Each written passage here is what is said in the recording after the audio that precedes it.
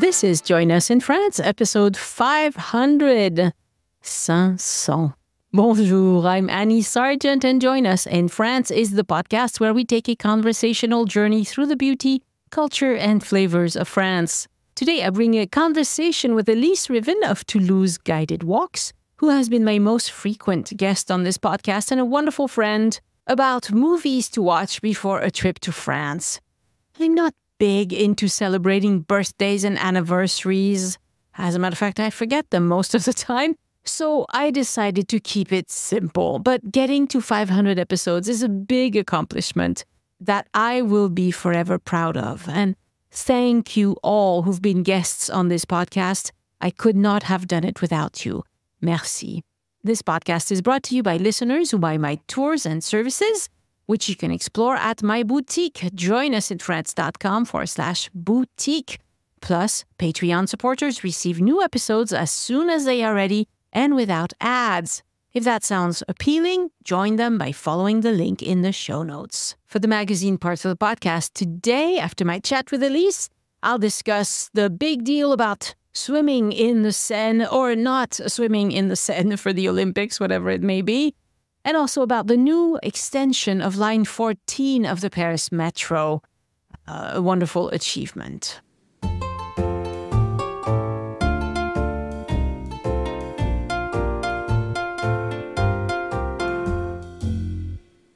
Bonjour, Elyse. Bonjour, Annie.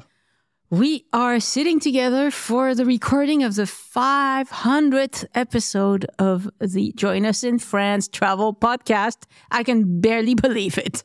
I cannot believe it. You have been on many of these episodes, perhaps 150, 200 of those. But I don't really know. We started out together. At the beginning, we were doing all of them together.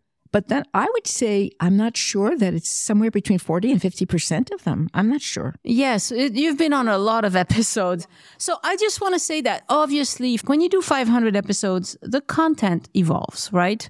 You can't do the same thing over and over again.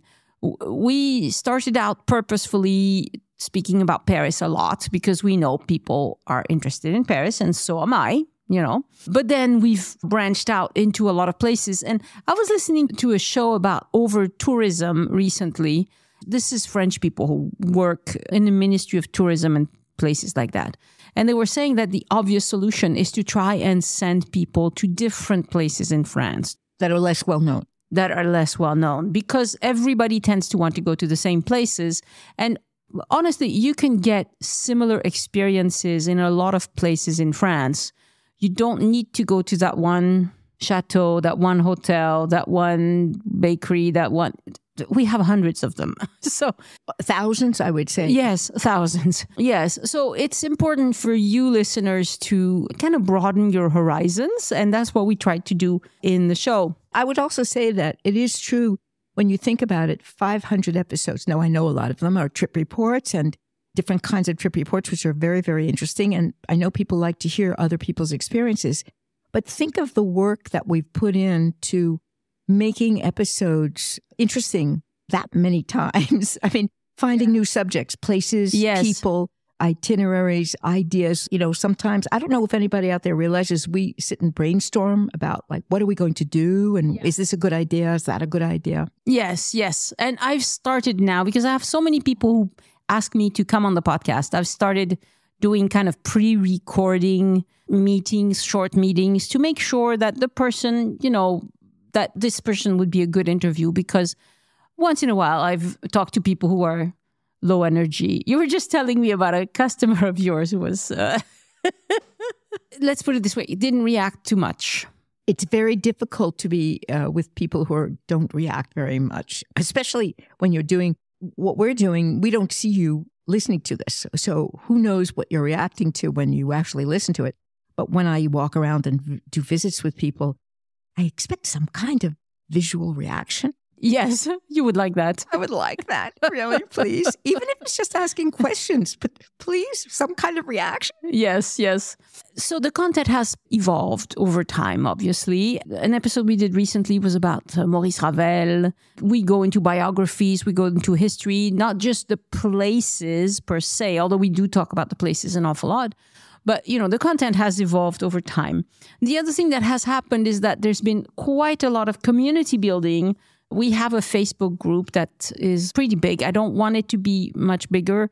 We could just open the floods and let everybody in, but I do not want that because it's hard to manage. Once you have a few thousand people, good enough. It certainly is. Yes. So that has been wonderful. We both have a Patreon community that has been lovely and keep it going, which is much, much appreciated because it's a job. It's my full-time job. You do a few other things, but... Well, I do the guide work. And actually, as of next September, it will be almost exclusively the podcast and guide work. I will not be doing anything else, which is a new event in my life. Right. You used to teach and you don't do that anymore. Tomorrow is my last final ever day of teaching. Oh, wow. Yeah. It's going to be interesting. Yes. That's exciting, though. It's exciting. Yeah. You have to retire eventually, right? I've decided that it just means I'll be putting more energy into creative things, including the podcast and other things like that. Wonderful. Yep. So some lesson learned is that we never run out of topics. Right. Well, we don't, but that's because let's really be realistic. France is filled with places, with people in terms of history. I mean, how many villages are there? Thousands. Historical places, people through history. France has such a long, rich history. So wonderful. Really, there's so much to talk about. Yeah. There's no need to limit what we talk about because there's so much. Lesson learned is hard to say. I was a little worried that anytime you put your name and face out there into the public, there's going to be creeps. But we haven't had very many creeps. We've had just a couple over 10 years, and it's been easy to deal with them. I've been lucky, but of course we don't talk about anything controversial, really. I mean, it's just travel, like... Right. I mean, if we talk about any person that's controversial, it's usually someone historical. So it's distanced from us, in a certain kind of way. But it's true. It's a travel podcast. It's not a podcast that should be riling people up. No, we don't try to do that at all. And I don't try to use headlines or titles that are clickbaity, because it's just not my style, And I'm very lucky also that I do itineraries with people just about every day. And that's invaluable because I talk to you listeners every day. I don't advertise this service anywhere. The people I talk to are listeners, and they do. I get a really good feeling, a really good idea of what they want and what they're looking for because I help them create itineraries. So it's very clear to me what's going to be most helpful for our general listenership. And also we do the boot camp now where we get to hang out with people. That's just once a year, but I mean, who knows, we might do it more times a year if we want to. But it's, meeting people for real is invaluable because when you know your listeners, you can cater to your listeners. And I think it also goes the other way, that I think when people discover the podcast and start listening, they have a different relationship when they contact you or I. Oh, yes. I have had so many people, if they just write to me, if they're curious about whether I can give them a visit or something, it's like, I feel like I know you. That's one of the first things they say, which is very nice, actually. Yes, it's lovely. It's really working with people that feel like they know you is amazing. That's just a great thing. We've had lots of guest contributions as well with the podcast because of these 500 episodes. Lots of them were trip reports with people who just want to give back to the community and want to talk on the podcast. I'm always welcoming people who want to do that. I might do a little bit more screening because I get too many requests, but it's fantastic. And I get a lot of queries also from book agents and people who have property in France and things like that. And I try to limit that to a certain extent because it's a bit much, They want to publicize. Yeah, well, they want to, if they have a blog or a service or something, and it's okay for me. I don't mind. I don't ask them for anything in return. Besides, we have to record an interesting episode together. It has to be of interest to people who are not necessarily going to buy your services, is the reality. But we've had lots and lots of people who have most of the people who come on the podcast have zero to sell. They just want to share. And that's the reality of, visiting France. We keep it real because we don't make a movie about France. We tell you but what it's really like. And I let people express themselves about what their trip was really like. So I think that's really valuable as well. And it's valuable for me as well. There's been some challenges to overcome. Most of them have to do with technology. I'm very lucky now that I have a podcast editor, and my husband has been by my side troubleshooting a lot of things and helping me understand a lot of things.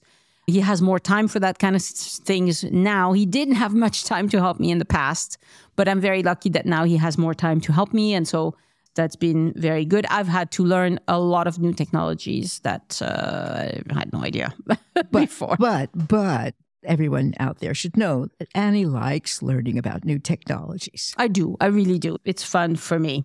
Now, looking forward, we're just going to keep doing what we're doing. So this is episode 500. We might have another 500. Who knows? That's 500 episodes takes about 10 years. So wow. We'll be old by then. Oh, yeah. I might be in a little bit of a situation trying to do that many episodes from a little bit of a chair. I don't know. Going to see what happens. We'll see. We'll see how things develop. Well, hopefully it will work. I'm very, very grateful to all the listeners, to all the people who reach out to us and do episodes with me, and to all the patrons, to all the people who send in tips, recommendations, who participate, talk back, because we've enjoyed hanging out together, just recording. You and I? Yeah. Oh, for sure. Yeah, we just she comes over, we talk, we do some stuff over Zoom, but we try to do it in person as much as possible. And it's a lot. It's very nice. I like doing this. So. I just want to add something too, because between the people from the podcast directly who, for instance, contact us because of Patreon, or the people in the boot camp, or even the people that through the podcast actually, for instance, contact me to do a visit. One of the things I've been getting a kick out of is meeting people from so many different places. Yeah. For instance, so many different states in the United States, that places I've never ever been to. People from New Zealand and people from Australia. And it's really wonderful. I just find that it's like it broadens my horizons as well. It's like I'm going, you listen in Australia and you've come this far, this is it's just great. Yes. This morning I was talking to somebody in Hong Kong. Yes. She's coming to Paris and Provence in a few days. She's arriving, and we just did a bonjour chat because she wanted very, very well-organized lady. Very, very well-organized. Anyway, lovely to talk to all of you, and I'm very grateful for the podcast. I hope, producing 500 episodes is no feat, no small feat. It's no small feat. It's a big feat. It's a big feat, not a small one. But it's given me so many opportunities, and I wouldn't change anything. I'm really happy I convinced you to do this with me. Yes. When she did, I went, a podcast? What's that? But you figured it out. I figured it out. That's wonderful. All right, let's talk about films you should watch before a trip to France. Now, when I say should, I don't really mean should. You don't have to. You don't have to do anything. But movies are fun. Okay, movies and series. At the end of the day, I don't know about you, but I enjoy just sitting down and watch something. Well, you're talking to the right person here, I love all films and I love series. And I really must say that I studied French starting in high school, and an absolutely pivotal, now that's a big word, experience for me was when I was a junior in high school. My French teacher, bless her, she's in heaven for the last God knows how many years now, took our class to the city, because I was in a suburb of New York, to see a film by Truffaut. And I had never, ever seen anything but good old American films before. It was a revelation. It was a revelation, first of all, because I loved the fact that it was a French film and it was, of course, filmed in Paris, but also, especially me who's really into art and culture and things like that, it was a revelation that there are other ways of making films and there are other styles of acting. And I have never, ever forgotten that day and that experience. And it set me off on my quest to know more about cinema, especially French cinema. Interesting. So, yes, you actually go to the movies a lot more than I do. I like to watch stuff at home. Well, now that you can. Yes. And when you couldn't, I would go watch some movies, but even big movies, sometimes I didn't go. Like, it was never my... Yeah, I love going to the movies. So, it is true that movies can help you with cultural acclimatations. Is that a word? Acclimatization? Acclimation. Maybe. Acclimation. I'm not sure if that's the French word or the English word. Yeah, so you get used to learning about a place. Like, it's different, you do that. There's some language exposure in movies, although if you watch movies just in English, yeah. I'm really annoyed that Disney Plus and some Amazon streaming services, they will only show me movies dubbed into French. No. Yes, I watched one just now on Disney Plus. You can't get it in the original language. You cannot switch to the original language, which annoys me because I can see on their lips, I can read their lips, it's English. Well, I have this ongoing discussion with my husband because I will only watch films in original version. I don't care what country they're from. And I'll read the subtitles. Of course, here I read them in French. But I don't see the point of watching somebody mouth something that you know is not the original language or the voice. I prefer the original voice. Anyway, movies also give you some historical context, some movies more than others. Right. There's a lot of historical movies about World War II, World War I, big events like that. So those are great. Scenic preview of the beautiful places in France is wonderful. Now, of course, you need to know that when they make a movie, they empty the place, they light it just right. They do if you've ever seen a movie being filmed in Paris, yeah, they turn an area into a set, and it's a big deal turning an area into a set. So it's not something they do easily, but it will give you an idea of what the places look like and what the nicest looking places in France are, obviously. The architectural highlights for the same reason. You will see buildings like you don't see at home, in movies that are set in France. Also, culinary curiosity. It will just go, oh, what are they eating? Oh, food, of course, is a big subject of films in France. Yes, it really is. And also emotional connections with the country, which you were just saying. For you, it was a big deal that emotionally you got hooked. I did. For people who like fashion and style, you can see that movies also, they show you the fashion and the style. On the other hand, of course, these are movies. You should know that we don't all drive De Chevaux or Renault 4 or thank God. When I walk in my village, there is no Edith Piaf or Charles Trenet, playing in the background, unless I have earbuds, and then I can do what I want. French women don't all look stunning and perfect. No, some of them don't even give a damn. And interestingly enough, there are still lots of people who write when they're about to plan their trips to France and worry that they're not going to be chic enough.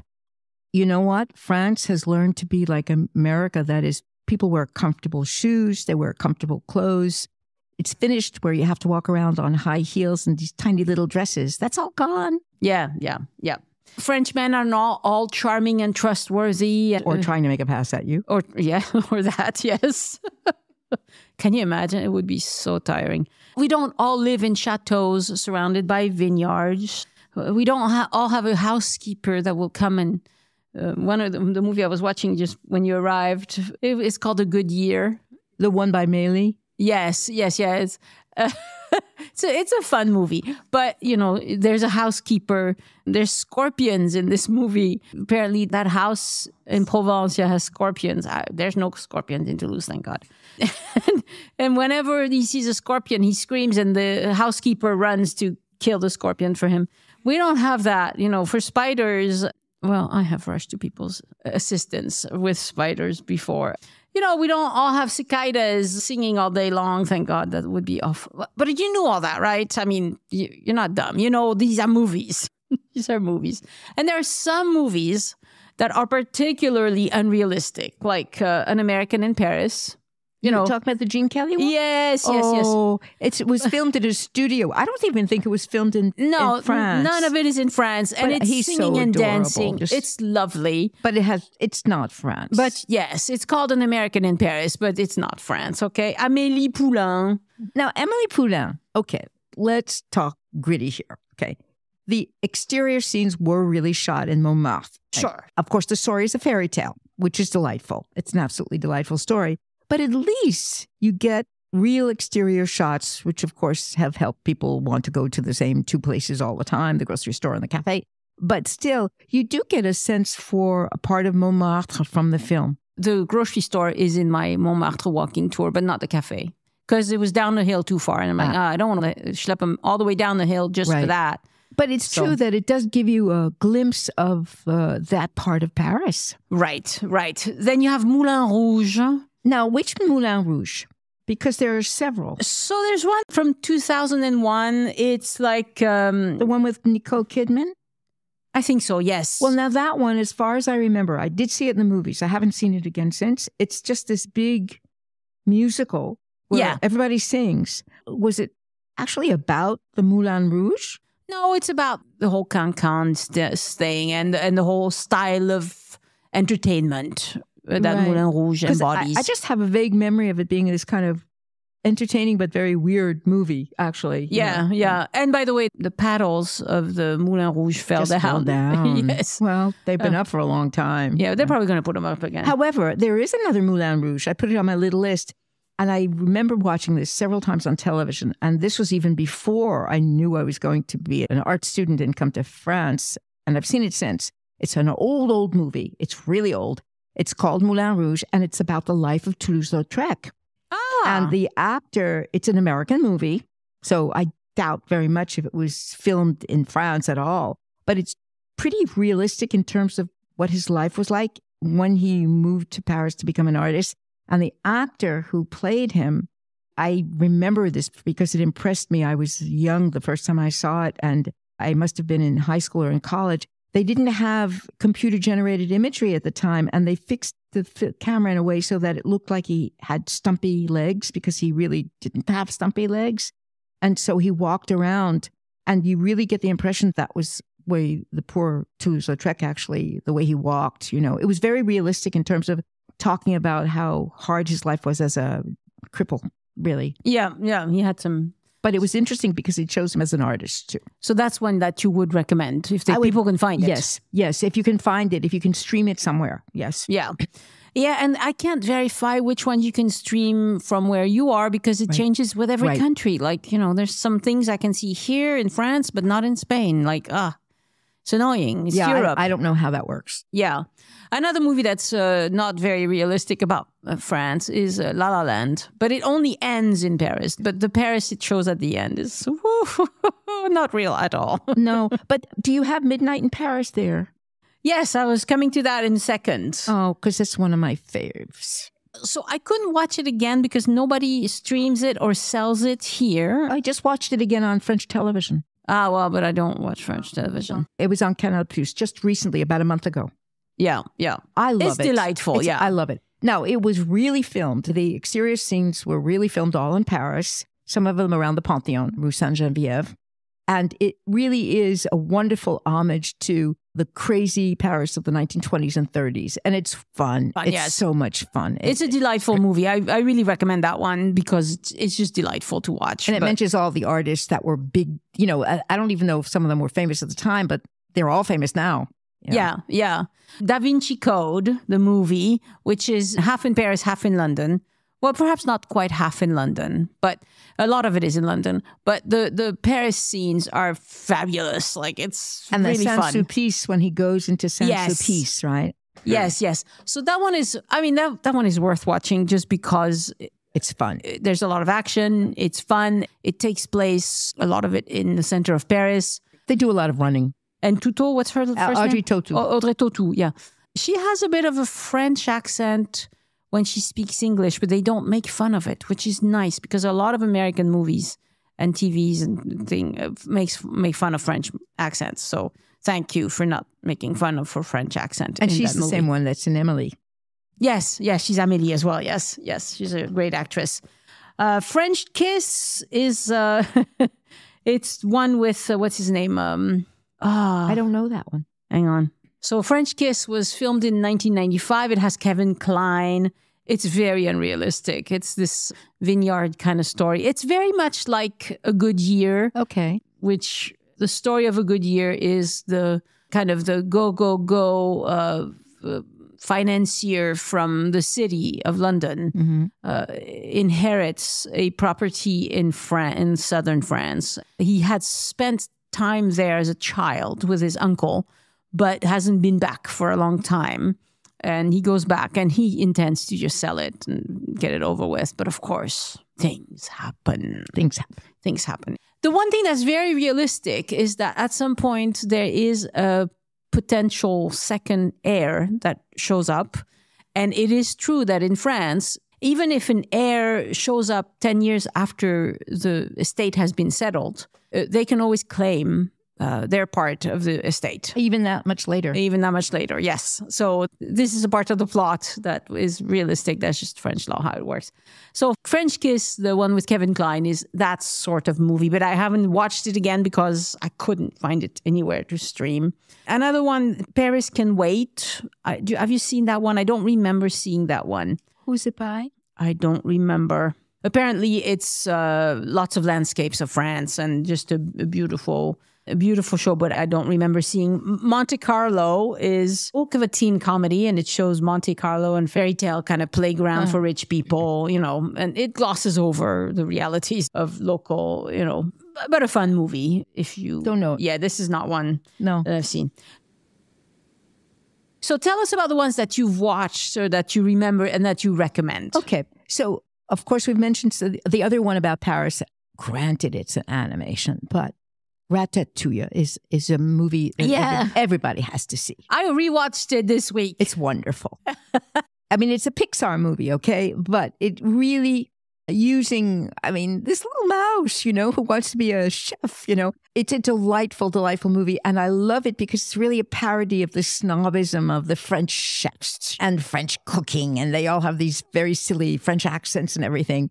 And in the animation, they do such a lovely job of drawing Paris, and it's just a fun movie. Yes, yes. And there's one spot in the movie where he's standing in front of the rat-killing store. Right. And he's shaking in his boots like, oh, that's what they do to us. On my Les Halles tour, the food tour, I take you right to that.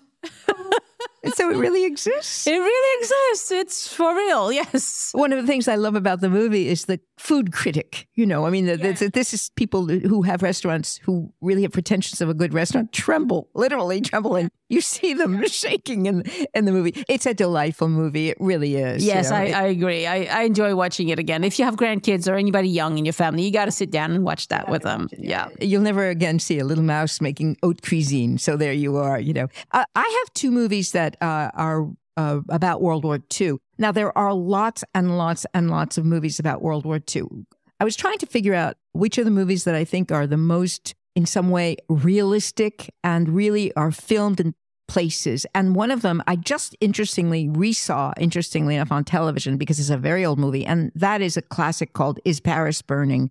And it was filmed in the 1960s before Paris cleaned up. So you see, it's about the very end of World War II when the German general was given the order by Hitler to bomb and destroy Paris and how he disobeys. And the whole movie is about the tension between, is he going to destroy Paris before the Allies arrive or not?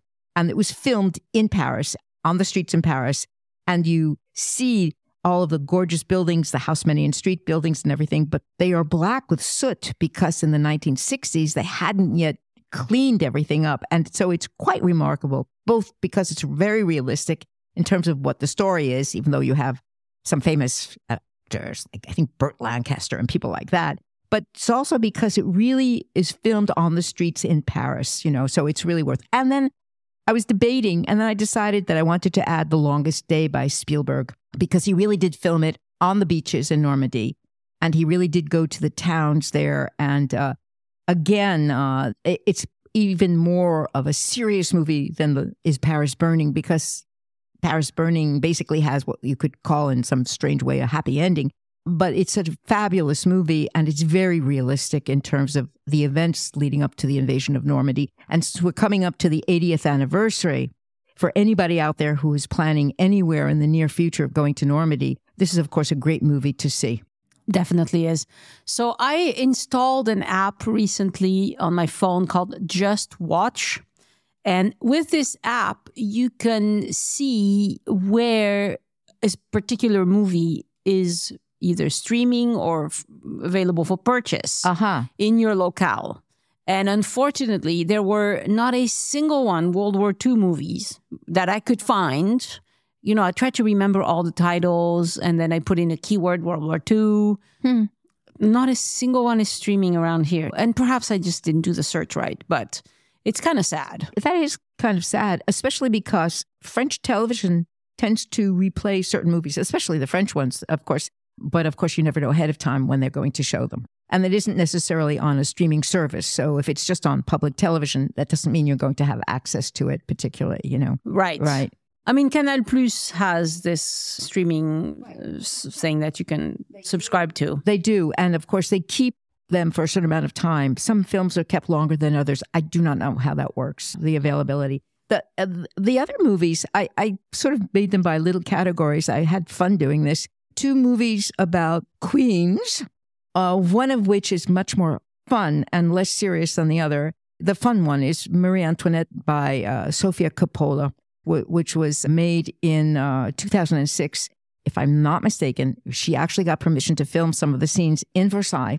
Almost the entire film takes place in Versailles. And it's, of course, about Marie Antoinette and her life as a young queen, but with a very Californian take on it. I don't know how else to explain it, you know. So it's really fun to watch. It's gorgeous costumes and scenery.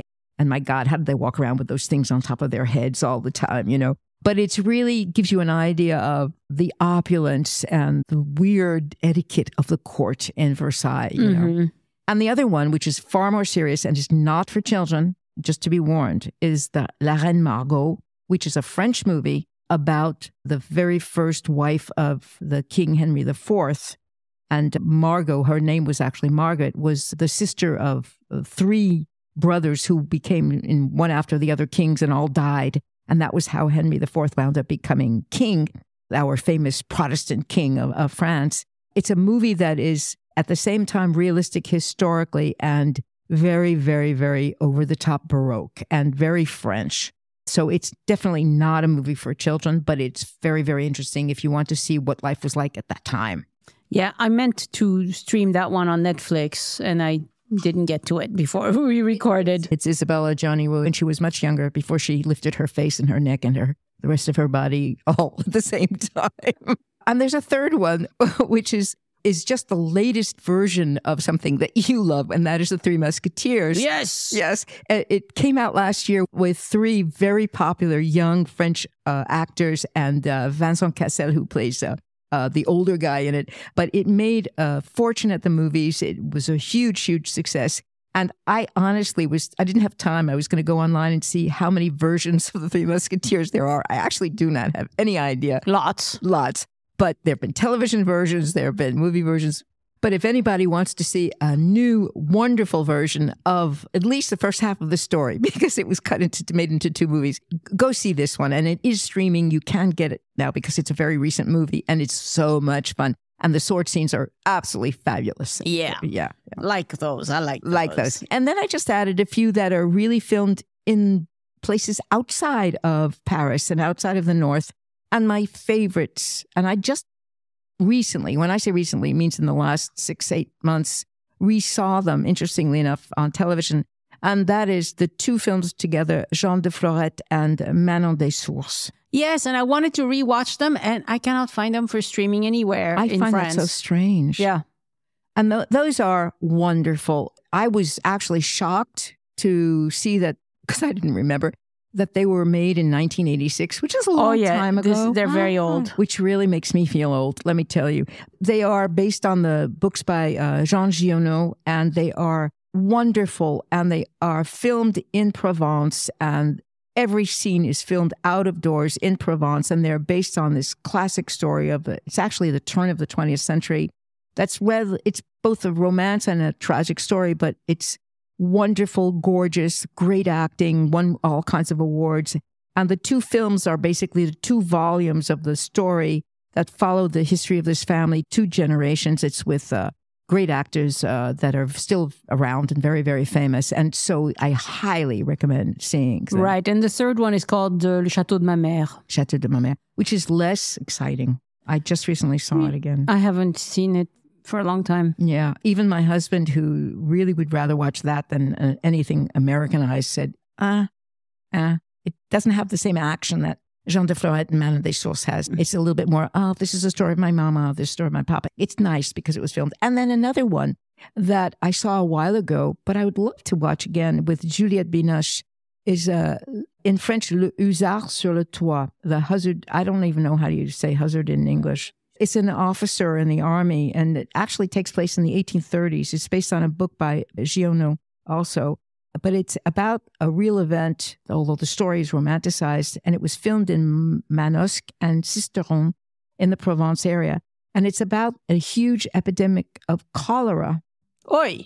And how these soldiers who were part of the Savoy Italian army at a time when Nice and Provence was not actually an official part of France, were sent to help do something to help these people because there was this huge epidemic. I don't even remember how long it lasted. That was terrible in that part of the Southeast.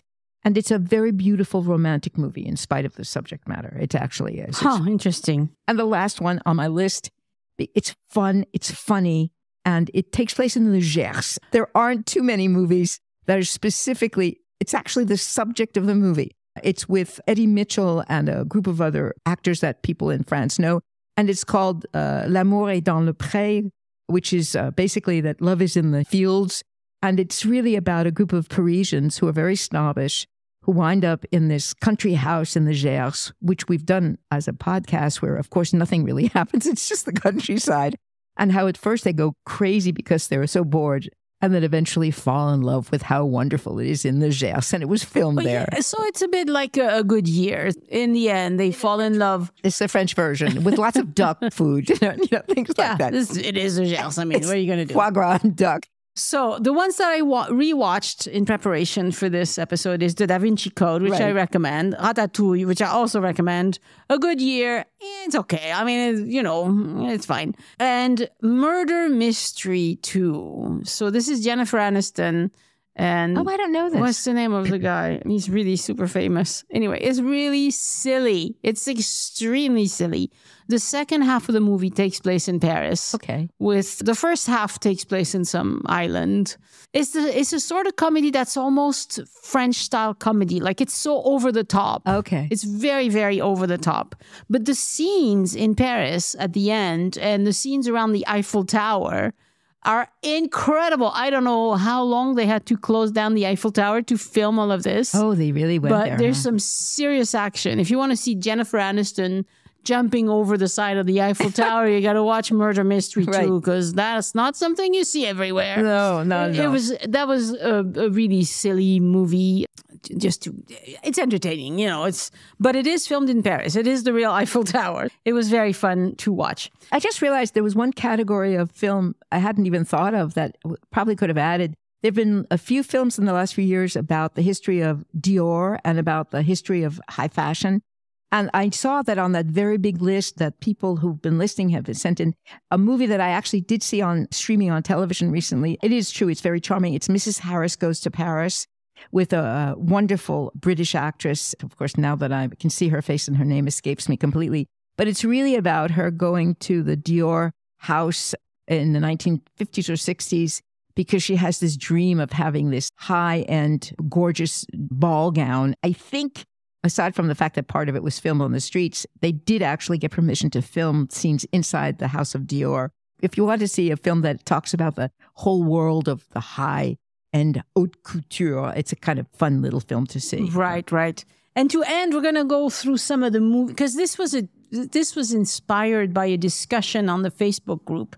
I don't even know who started this discussion, but somebody who just wanted to do some research about France by watching movies before her trip. So she started a list, and then a bunch of people added to it. And I'm just going to skip the ones that we already talked about. But Ballerina, apparently 2016, an orphan escapes to Paris and dances. From apparently this person said it's streaming on Tubi or Roku channel. I don't know what Tubi is. A Monster in Paris from 2011. Monster in 1910 Paris Falls for a Beautiful Singer, streaming on Peacock and Amazon. Rugrats in Paris from 2000. I think that's animated. Stu works on an amusement park in Paris, and the gang travels with him. It's streaming on Paramount Plus in the US, not in France. A Cat in Paris, 2010. A cat helps rescue a girl. Sounds good to me. Streaming on Tubi. The Hunchback of Notre Dame, 1996, of course. We didn't mention this one. Quasimodo, locked in a tower, must help a woman. That's streaming on Disney in the US. And just like Three Musketeers, there are probably a bazillion versions. Of course, yes. The Aristocats, of course, the Aristocats. So the abandoned cats return to their home in Paris. That's streaming on Disney, but not in France. Historical films about war and revenge pre-revolution. So The Man in the Iron Mask, The Three Musketeers, Les Misérables, of course. Les Misérables. There's a couple of versions. This person recommends specifically the 2012 Hugh Jackman. He plays Jean Valjean, and Anna Hathaway. And she won an Oscar for playing Fantine. Marie Antoinette, the 2006 movie with Kristen Dunst. Yeah. Is that the same one you were? Yeah. Yep. The Count of Monte Cristo, 2002. A wrongfully imprisoned man seeks revenge. Boss Revolution Napoleon from 2003. So this is an epic biopic Waterloo historical war film. I couldn't find that one. World War I, All Quiet on the Western Front, right, from 2022. Yeah. 2022? Yes, apparently 2022. They remade 2022, apparently. Because it's a classic from the 1940s. Yes, it's a book, obviously. I mean, I read the book. I don't remember seeing the movie, either old or new, but apparently. It's a classic of what is considered to be an anti-war movie. Right. World War II, Dunkirk. That's the 2017... Yeah, so the Allied soldiers retreat at Dunkirk during the Battle of France. I have to say that I do think The Longest Day is much better. It became famous and got great reviews for the use of cinematography, but in whatever. I mean, it's another movie about, I definitely think The Longest Day. If you're going to choose one of them, choose The Longest Day. Yeah. There's another movie called Hugo, 2011. So Best Picture winner about a boy who lives alone in 1930s Paris. I don't know anything about this one. Chocolat. Which is delightful. 2000, a woman and her daughter open up a store in 1959 France. It's apparently streaming on Paramount Plus and Amazon Prime. So now, suspense. Inception, which... Same Nolan, the same guy who did Dunkirk. Okay, yeah. So this is the thief, Leonardo DiCaprio, steals by going into dreams. Apparently that's streaming on Hulu. And there's a magnificent scene of that taking place on the Birakeim Bridge in Paris. It's part of my Eiffel Tower tour. I take you to that. Taken, 2008, Liam Neeson tries to save his kidnapped daughter in Paris. Well, Taken, there's a 1, 2, 3, 4, and 5, I think. Is that right? Yeah, he has somebody taken just about everywhere. He has to go find them. So this is like Angela Lansbury. Right. We do not want to be a nephew of hers because they all get murdered. So this one, I think there's more than one that actually takes place in Paris. There you go. All right. La Vie en Rose, 2007, a biography about Edith Piaf. With Marion Cotillard. Aha, very good. Yeah, I did not see that one. I did see it. It's actually, she does a very good job of playing her. I don't know, I doubt if she was actually the one who sang, but it was actually quite good. Funny Face, 1957. Audrey Hepburn. Yes, and Fred Astaire. Dancing and singing. Yes, apparently it's streaming on Paramount Plus. With papier-mâché walls that represent Paris. One that's very good. Julie and Julia from 2009. Meryl Streep plays Julia Child. Apparently it's streaming on Prime, but not in France. Paris, Je t'aime, 2007. 20 filmmakers explore the many faces of love. It's streaming on Peacock and on Amazon. Yes, I would like that. C'était un rendez-vous, 1976. French short film on high-speed drive through Paris. C'était un rendez-vous. Call My Agent series. That's a series. That's a series. Oh, yes, that's yes. a great series. Yeah, it's a great series. It's a great series. Yes, yeah. Oh, a series is a whole other thing. We have another podcast just on series, I think. But we did one about, what's her name? Amélie in Paris. Yes. We did one about that. John Wick 4, Montmartre fight scene, apparently is quite spectacular. I don't know anything about this one. Lupin, which is a series. Which is a series It's with a Omar series, Sy. but it's very good.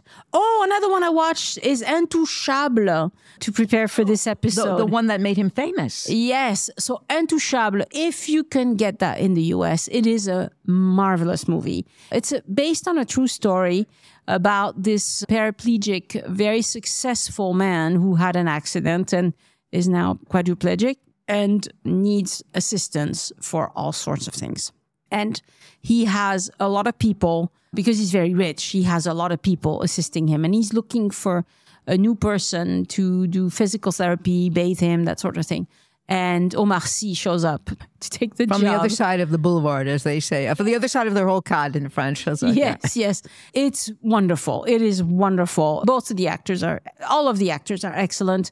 A great, great movie called Intouchable. Loved it. I loved seeing it again. Oh, somebody says Jean-Luc Godard's films, groundbreaking in new wave cinema. There's Contempt, A Woman is a Woman, Breathless. Let's see, La Haine. Which I have never seen. It's a very violent movie, okay? It's about guys in the ghetto, and Matthew Kassovitz is one of and Vincent Cassel, two of the actors in it. I've heard lots of things about it in all the years, but I have never actually had the stomach to actually watch it. Yeah, yeah. Le Ballon Rouge, the red balloons. That's like this little kid runs around Paris and a red balloon. I think it's an animation, or perhaps I watched it with my daughter when she was little. It's really, really cute. The little red balloon bounces up and down and the kid chases down the balloon. It's lovely. It's fantastic. Napoleon from 2023. Which is the one with Joaquin Phoenix. That just was last year. I didn't see it. My husband went to see it on recommendation of my stepdaughter. Apparently, the battle scenes are really incredible, really well done. It's supposed to be pretty much an analysis of his entire life. And it's weak. What I've heard from a lot of people is that the battle scenes are great. Go for that. But it's not going to give you more insight into who he really was. Okay. Didn't see it either, so I can't really say one way or the other. The Day of the Jackal, 1973 political thriller set in 1963, based on the true attempt by French right-wingers to kill President de Gaulle for granting independence to Algeria. Great cast, lots of action, set mostly in Paris and surroundings. Diva, 1981, young postman on motor scooter falls in love with an American opera singer who has a concert in Paris, then gets caught up in a tale of Parisian police corruption and Asian intrigue. I believe it's Luc Besson, no? I think you're right. Yeah, it's totally surrealistic. This person says one of the coolest movies of the 1980s, brilliant for showing Paris by night. Plus, it has 2 Citroën traction. Des tractions avant. I think if it was filmed, there were some scenes in the subway, actually. Also, okay. The person says, it has 2 Citroën traction avant and a man slicing a baguette. Compulsory viewing, says whoever wrote this. And there's a movie called Just Paris by Cédric Clapiche with Romain Duris. It's from 2008 and maybe the best movie for showing places like Amélie Poulain, but I think it's the most authentic about people in Paris just living their lives. And then Before Sunset from 2004. Which is charming. I haven't seen it. Oh, what's her name? She's a French actress who moved to the States who made the movie. It's kind of like a less quirky Woody Allen type movie. Ah, okay. It's very romantic Okay. and it's really charming. All right. And then Desiree, great movie with Marlon Brando, all about the woman Napoleon was engaged to before Josephine. Let's see. Before Sunset and Nocturma, two very different movies. Taxi and Taxi 2. All the taxis, there's 1, 2, 3, 4, 5, 6. They all take place in Marseille. And they're all about a wild taxi driver and thieves and burglars. It's silly. It's about car rides and chases. Okay. In Marseille. Dan Levy's Good Grief on Netflix. Enjoyed for the parts I did watch. A lot of people can hate on Emily in Paris all they want, but it is truly visually stunning. Absolutely love those drone shots of Paris they have in between scenes. And it's true that you cannot use a drone in Paris unless you're a movie maker and you have permits and all of that. Oh, we have been talking too long, Elyse. Too long. Oh my goodness. We could do movies forever and ever and ever, Annie. Well, but this was really interesting because I would have liked to watch more of these movies. I swear, it's hard to see them. This is where my good old collection of DVDs comes in handy. But I took all of those down to Spain. Oh, you did? I did. And so I think I have some of these movies on DVD, but they are in España. So I will have to go watch them down there. Now you're going to have to go watch them down there. It's going to confuse your brain between the Spanish and the French again. Merci beaucoup, Elyse. And here's to another 500 episodes. Let's clink. Here, let's clink. Let's clink. Clink by your microphone. By the microphone. Oop, oop. Whoa, sorry. Oh, and by the way, we never drink on the podcast. I know there's a lot of podcasters who have drink. They drink some wine or beer. Oh, really? While podcasting. Oh, no. We never ever do that. No, we never do that. So if we're silly, it's just a natural silly. It's not Absolutely. it's not the drinking silly kind. All right, Elyse. Bye, Annie. Au revoir. Au revoir.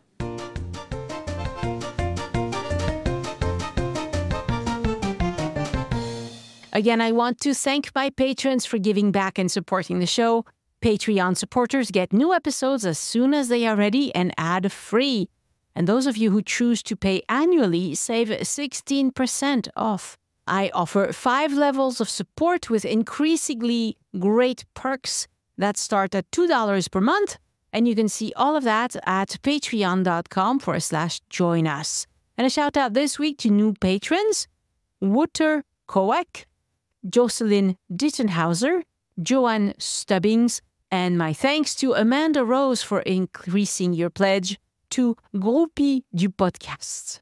And to all my current patrons, merci. Patrons make all the difference and go behind the scenes, helping me make this podcast a great resource for Francophile. And we also interact one-on-one quite a bit. And to support Elyse, go to patreon.com/Elyse Art. So one of my patrons sent me a question about swimming in the Seine or not, whatever the case may be. Okay, what's happening? Let me explain. Let me try to explain what's happening. In Paris, they have an extensive water reclamation system that gets overwhelmed at times, mostly by rain and runoff. So especially for the Olympics, they had a goal that the Seine would be swimmable. And it has been swimmable in the past. You can see photos of people jumping into the Seine from the Pont d'Inéa in 1945. And then it got more and more polluted. Not that it's a filthy, horrible river that catch on fire or anything like that, but the pollution levels are too high for people to swim in. The cleanup started about 20 years ago when they started putting in all sorts of things to retain the water and reclaim it, clean it up before it got to the Seine. They were hoping that this would be completely done by this year, and theoretically it should have been. Except that this year is extremely rainy, probably 3 or 4 times rainier than normal. And so they need to have at least a week or 2 without rain before the system can catch up and clean up all the water running into the river.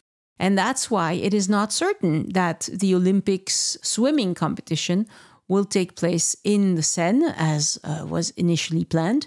Perhaps they will have to do it at a swimming pool instead, which is not the end of the world. But there you have it. Weather is unpredictable. And the other thing I wanted to mention is that the extension to line 14 of the Paris Metro is now in operation. This extension is fully automated. It is also fully accessible, whereas most of the rest of the Paris Metro is not. Every station is protected by doors. It's like line 1 of the metro has been for a long time. This metro will serve between Orly Airport and Saint-Denis-Pleyel, where a major Olympic venue is. The construction lasted for 8 years. They added 14 kilometers of tracks and 16 stations. They will have a new metro come every 85 seconds in peak hours, which is a lot of metros.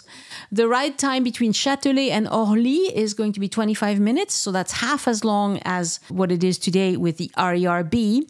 And those who have a monthly or yearly pass will have the fee to get to the Orly airport included.